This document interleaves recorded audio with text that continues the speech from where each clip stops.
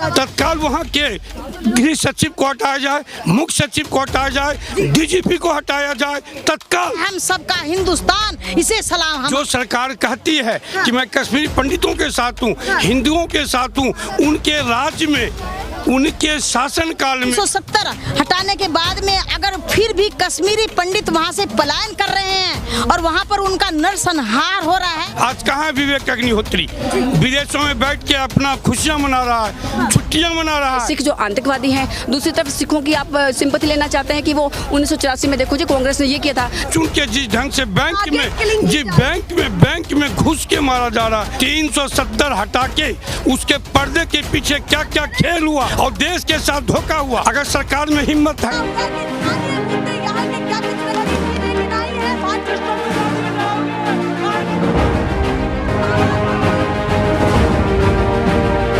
National pillar, देश की आवाज। नमस्कार, बहुत स्वागत है आप सभी का। मैं आपके साथ मीरा राजपूत। कश्मीरी पंडितों को लेकर के जो माहौल गर्म था पिछले 2 सालों से, और ये कहा गया कि अब कश्मीरी पंडितों को कोई डर भय नहीं है। 1979 से लेकर के 1995 तक माहौल बना, नरसंहार हुआ, टारगेट किलिंग हुई, अब वो नहीं होगी। और अब सबसे बड़ी बात है कि पिछले मार्च, इसी मार्च की मैं बात कर रही हूँ, मार्च के बाद 12वीं बार ये हत्या है और कश्मीरी पंडित लगातार अब फिर से पलायन करने को मजबूर है। और सबसे बड़ी बात यह है कि विजय नाम के जो शख्स हैं, जो बैंक कर्मचारी थे, उनकी हत्या हुई। उनकी हत्या होने के बाद अब सभी पंडितों में बहुत ज्यादा भय है और सभी वहां से पलायन कर रहे हैं भारी मात्रा में, जिसको लेकर के अब आम आदमी पार्टी ने भी आज प्रदर्शन किया है। और देखिए पीछे मैं सीधे आपको तस्वीरें दिखाने की कोशिश करती हूँ। आम आदमी पार्टी जन आक्रोश रैली, और नीचे क्या लिखा हुआ है उसको भी जरा गौर से सुने और देखें कि कश्मीरी पंडितों का नरसंहार नहीं सहेगा हिंदुस्तान। सबसे बड़ी बात यह है कि यहाँ पर आम आदमी पार्टी एक परफेक्ट विपक्ष के तौर पर, ताकतवर विपक्ष के तौर पर आवाज बुलंद कर रही है कश्मीरी पंडितों की। मैम आपसे पूछना चाहती हूँ, हम दिल्ली में खड़े हैं, बड़े सुरक्षित हैं, कश्मीरी पंडित वहाँ पर है, कश्मीर की घाटी में है और इस समय तलाबेली वहाँ मची हुई है, भय का माहौल है, गंभीर माहौल है। क्या कहना चाहती हैं? 2 लोगों में अंतर है, ये क्या कुछ कहना चाहती हैं? मैं ये 2 लोगों में अंतर यही कहना चाहती हूँ, इस समय हमारे देश के प्रधानमंत्री माननीय नरेंद्र मोदी जी हैं।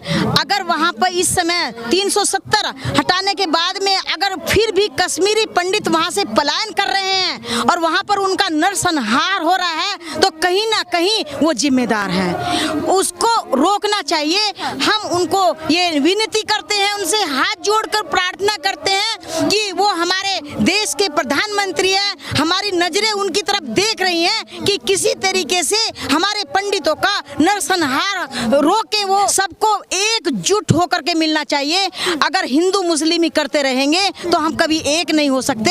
हिंदू मुस्लिम सिख ईसाई हर भाई बहन प्यारा, और यह है हम सबका हिंदुस्तान, इसे सलाम हमारा। जो कश्मीरी पंडित आपको देख रहे हैं, उनको क्या संदेश देना चाहती हैं? हो सकता है कि कोई किसी गाड़ी में हो, वहां से पलायन कर रहा हो, कोई अपने घर में डर से बैठा हो, छुप करके बैठा हो, ऐसे माहौल वहां बन रहे, पर जो आपको देख रहे हैं, आप उनसे क्या कहना? मैं अपने भाइयों से हाथ जोड़कर ये कहना चाहूंगी कि भाई आप पलायन मत करो, हौसला रखो, और हम जनता की आवाज बनकर प्रधानमंत्री जी से भी गुहार लगाएंगे, माननीय केजरीवाल जी से भी विपक्ष के रूप में जो हो पाएगा हमसे, उसके लिए हम करेंगे। कश्मीरी पंडितों को वहीं पलायन नहीं करना चाहिए, उन्हें वहीं रहना चाहिए। हम उनको सारी सुविधाएं वहीं प्रोवाइड कराएंगे और इसको लेकर हम माननीय प्रधानमंत्री जी के भी पास जाएंगे, माननीय केजरीवाल जी के भी पास जाएंगे। विरोध की जो राजनीति कर रहे हैं वो उसको आवाज उठा रहे हैं, ये ताकि हमारी आवाज केंद्र सरकार तक पहुंचे और इसमें सुधार आए। वो कह रहे हैं कि सीधे केंद्र सरकार के पास ये आवाज पहुंचाई जाएगी विपक्ष की कि क्या कुछ आपने कश्मीरी पंडितों को लेकर के किया है, जो आपने बातों के बतौले बनाए। मैम आपसे भी पूछना चाहती हूँ, यहाँ पर दिल्ली में पूरे हर जगह प्रोटेस्ट चल रहा है, कश्मीरी पंडितों की बात की जा रही है, पर कश्मीरी पंडितों की हालत वही है, चाहे कोई कुछ भी बोले। तो सबसे पहले thank you so much, social media active हो रहा है और आप लोग पब्लिक की आवाज़ लोगों तक पहुंचा रहे हैं, क्योंकि मीडिया जो करना है वो मीडिया नहीं कर रहा है। ये एक जन आक्रोश, एक रैली थी कि लोगों के अंदर अवेयरनेस प्रोग्राम जाए। ये मकसद सिर्फ ये कि लोग जागरूक हो सके, क्योंकि होना तो क्या चाहिए था कि जैसे 317 इन्होंने हटाया, हमने भी कहा वेट, वॉच एंड वेट, देखते हैं क्या होता है। बट जिस तरह से पंडित यहाँ पे आए तो हमें तो लगता नहीं वो सेफ है।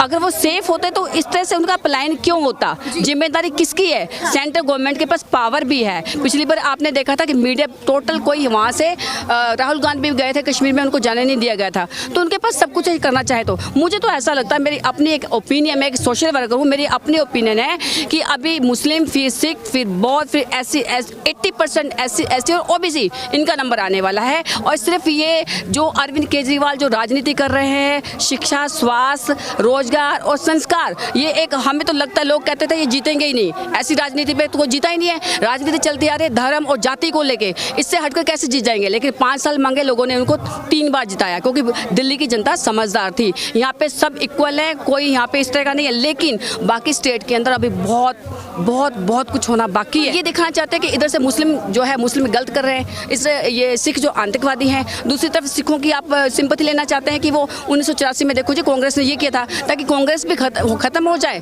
और मतलब आपस में एक तरह से ये फूट डालो शासन करो, फूट डालो शासन करो।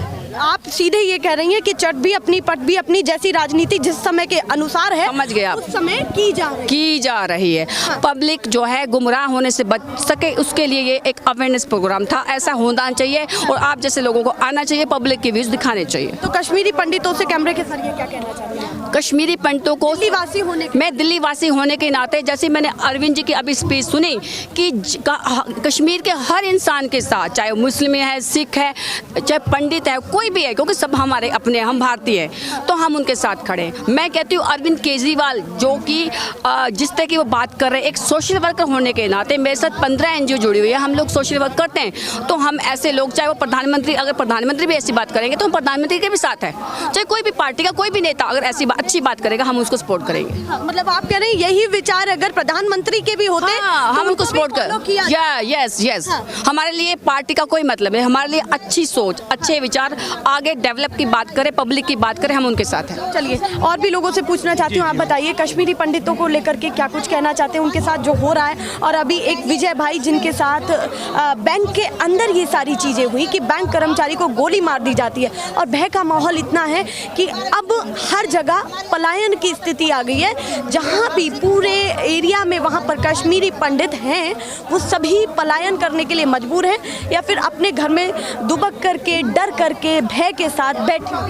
मैम, इस पे तो मैं यही कहूँगा, आपने अभी चिलचिलाती धूप में जो ज्वलंत मुद्दा है कश्मीरी पंडितों का, उस पर एक समाधान का प्रश्न आपने उठाया है। और मैं चाहूँगा आपके माध्यम से सोशल मीडिया पर ही बहुत ढंग से प्रचारित और प्रसारित हो। सबसे पहले मैं आपको इस बात को रखूँगा कि देश के प्रधानमंत्री और देश के गृह मंत्री और देश के राष्ट्रीय सुरक्षाकार तीनों सेनाओं प्रमुख से मिलकर ये पता लगाएं कि वाकई में इसके पीछे कौन है।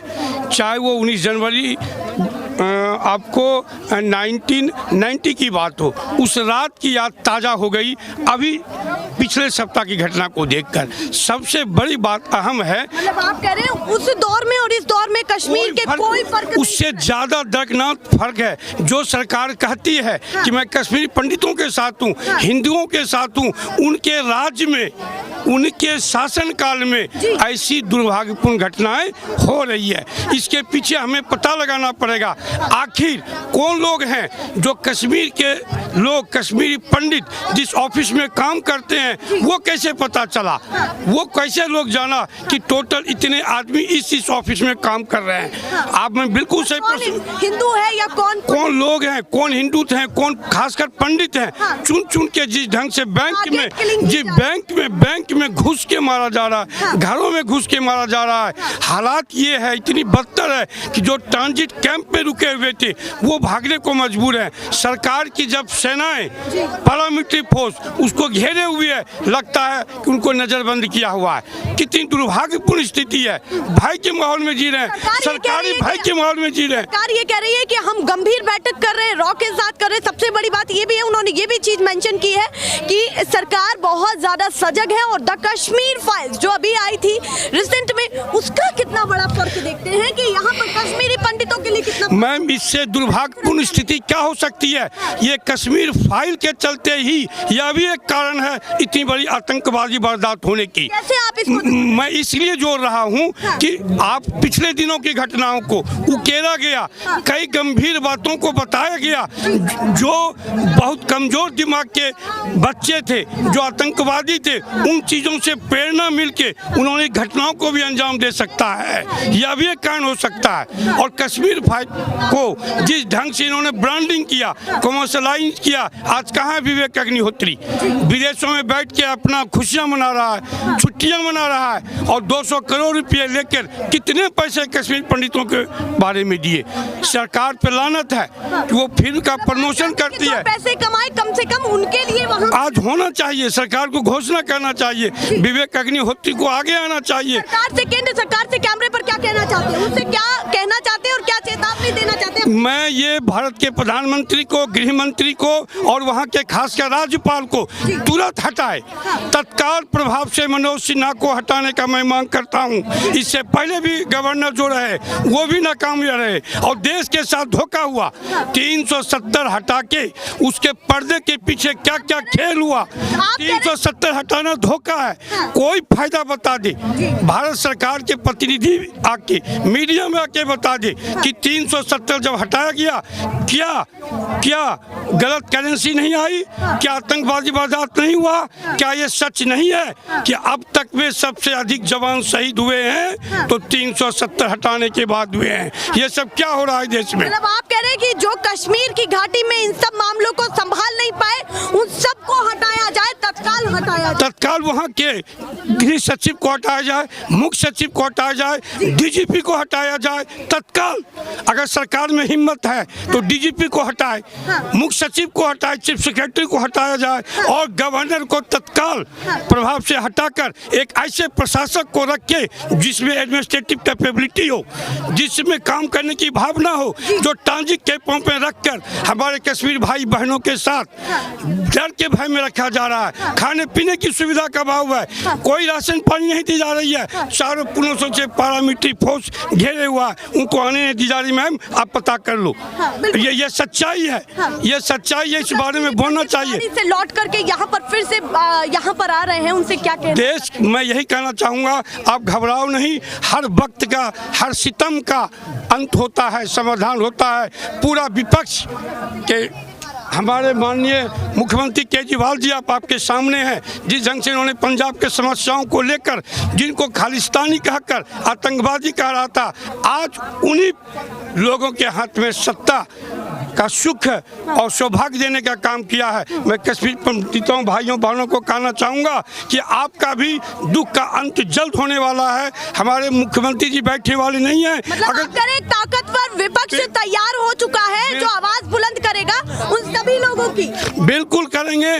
कश्मीर भाइयों के साथ यहाँ पे सुख सुविधा का ख्याल मुख्यमंत्री जी भी रखेंगे और जरूरत पड़ी तो डेलीगेट भी भेजेंगे और वहाँ के शासन प्रशासन के लोगों से बात करके समाधान निकालेंगे। फिलहाल मैं यही मांग करता हूँ, तत्काल वहाँ के प्रशासन और व्यवस्था से जुड़े लोगों को हटाया जाए और नए लोगों को लाया जाए और कश्मीरी पंडितों के भाइयों के खाने रहने का उचित प्रबंध व्यवस्था की जाए।